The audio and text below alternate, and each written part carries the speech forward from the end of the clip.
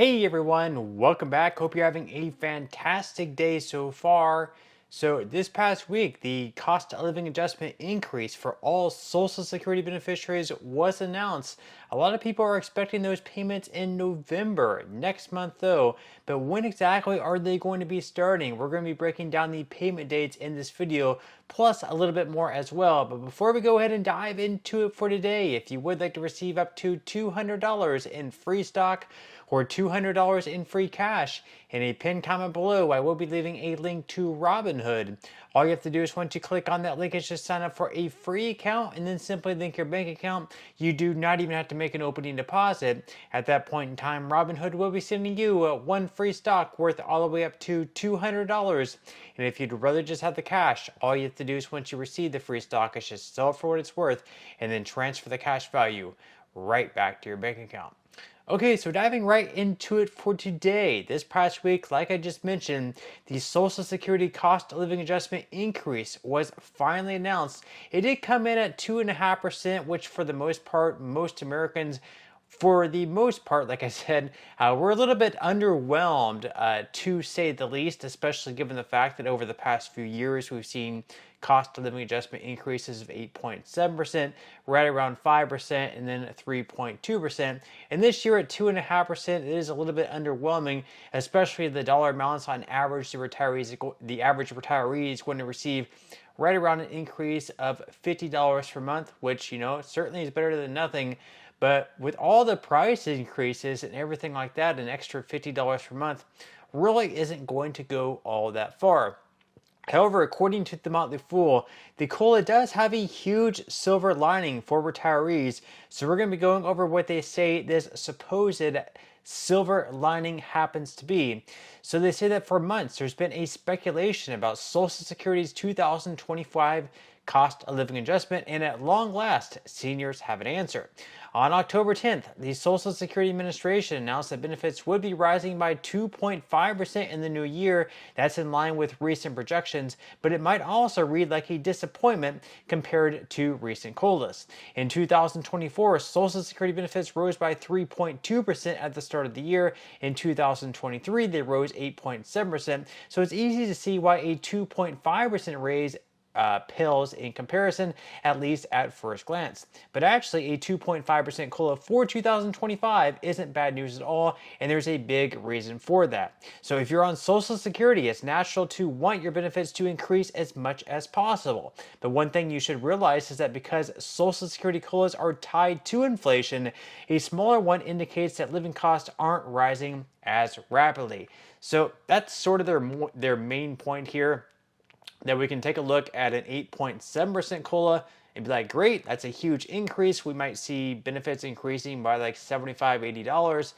And then we're looking at a cost of living adjustment of 2.5%, and we're like, this is nothing in comparison to what we're getting. But in reality, the only reason we were getting the 8.7% cost of living adjustment is because inflation was also super high as well. And many might argue the true inflation that year, where the cost of living adjustment was 8.7%, the true inflation might have actually been closer to 15, perhaps even 20%. So, we'd rather have a 2.5% COLA when true inflation might be 4%. Then an 8.7% cost of living adjustment where the true inflation might be 15 or even 20%.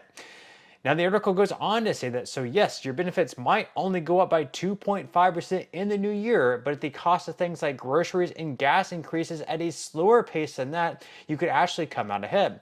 Put another way, a larger Social Security COLA for 2025 wouldn't necessarily do you more good than a 2.5% raise, and the reason is that a larger COLA would mean higher levels of inflation.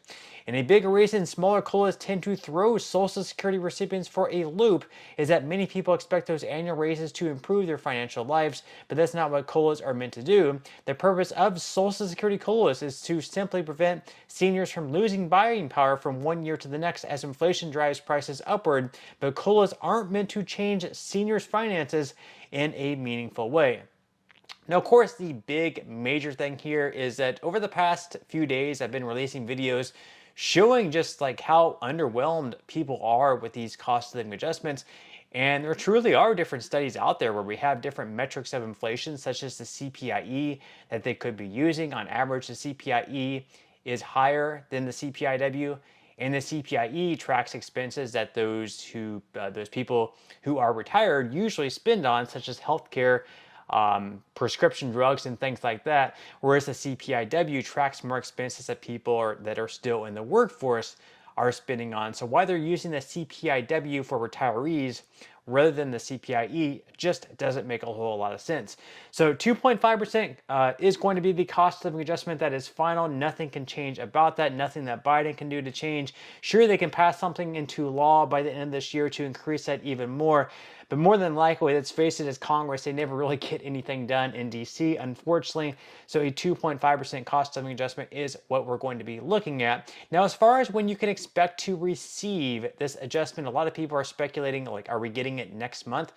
It's being announced this month, so why wouldn't you start receiving it in November? Well, for the most part, most people anyways are not going to start receiving this cost of living adjustment increase until next year in 2025. However, there is one group of Social Security beneficiaries that's going to be receiving their payments a little bit earlier, their increased payments a little bit earlier in December of 2024. So we're going to pull up a calendar now on the screen. This is for 2024. So for December, as you can see, if you receive SSI, the 1st of December actually falls on a Sunday.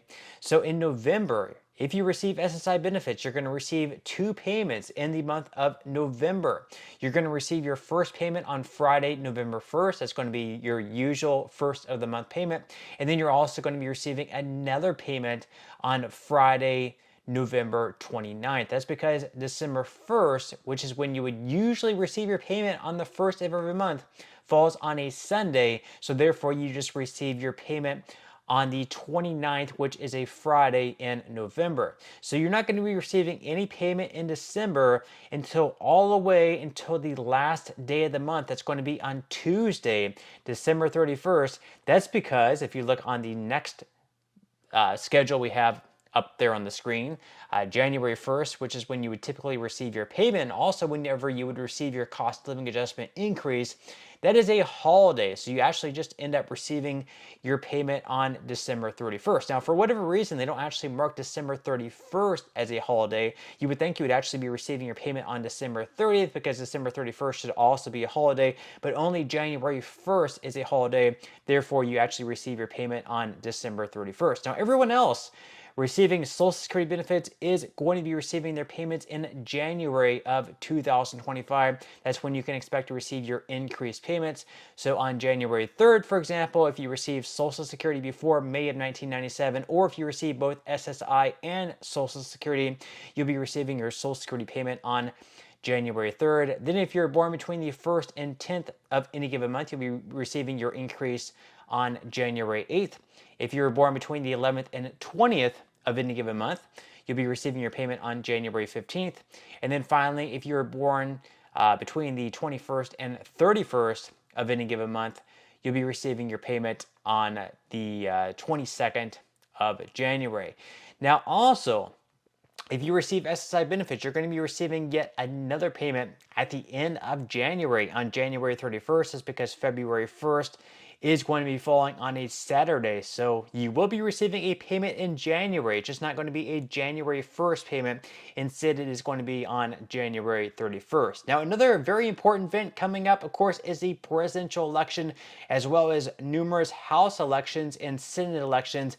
It looks like right now the Republican Party is favored to keep the majority in the House of Representatives. And it looks like they can also retake the Senate. Right now, there are a few different elections where Republicans can flip states that are in the Senate. So, for example, they have a very, very big chance to take the West Virginia seat that Joe Manchin currently has. Joe Manchin is no longer going to be running. Jim Justice is expected to be the Republican to take that seat in West Virginia.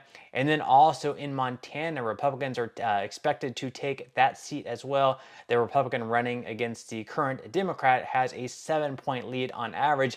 And then there are a couple of other states where Republicans also have a pretty good chance of winning as well. The first one is Wisconsin, and the second one is Ohio. And then also Hogan, who was the former governor of Maryland.